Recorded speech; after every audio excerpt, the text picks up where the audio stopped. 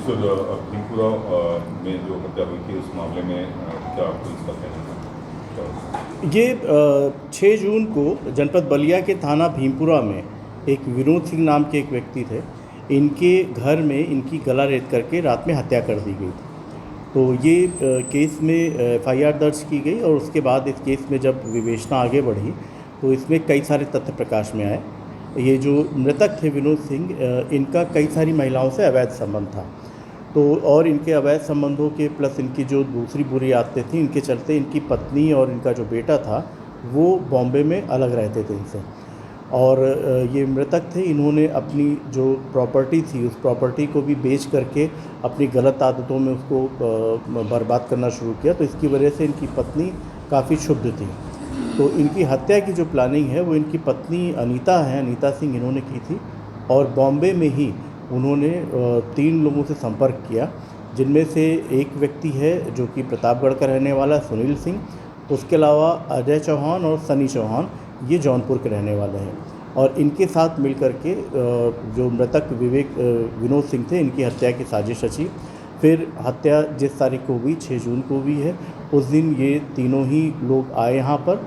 और जो मृतक थे, इनके एक किराएदार था जयप्रकाश। ये जयप्रकाश ने इन लोगों को रेकी करवाई। इन लोगों को जो पीछे से जाने का रास्ता है वो घर के अंदर वो दिखाया।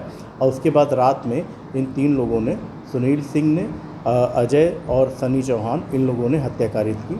तो हमारी जो शॉर्ट सर्विलांस टीम है प्लस थाना पुलिस है, इन लोगों ने मेहनत करके ये अभियुक्तों की गिरफ्तारी की। इसमें 2 अभियुक्त इसमें अभी नहीं पकड़े गए हैं, सनी और अजय चौहान।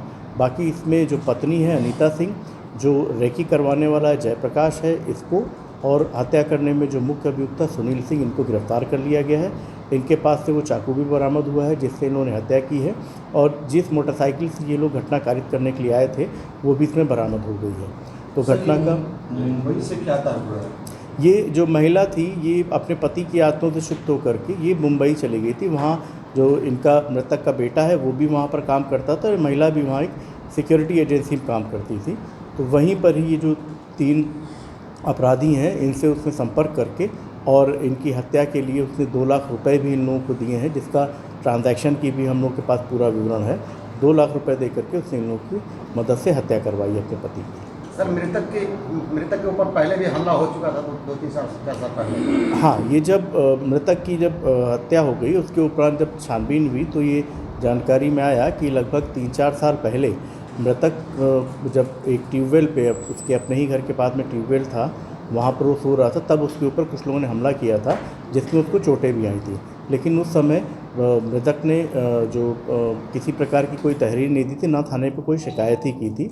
और उस समय भी यही आया था कि किसी प्रेम प्रसंग के चलते ही मृतक के ऊपर ये हमला हुआ था। तो सर, जो मृतक की पत्नी है उसने जो सुपारी दिया जिस तरीके से और अपराधियों से संपर्क किया, तो क्या पहले से वो अपराधी इनके संपर्क में थे या फिर सिर्फ इस काम के लिए ही उन्होंने संपर्क किया था? नहीं, ये वहाँ पर मुंबई में ही इस काम के लिए ही संपर्क इन लोगों से किया था और उसके बाद इन लोगों ने इस घटना को कारित किया। क्या उनका बेटा भी इसमें इन्वॉल्व है या फिर? नहीं, बेटे की संलिप्तता के अभी कोई प्रमाण नहीं मिले हैं। ये इनकी जो पत्नी है, पत्नी से ही इनके संबंध बिल्कुल भी अच्छे नहीं थे, तो ये पत्नी ने ही ये घटना कारित करवाई है।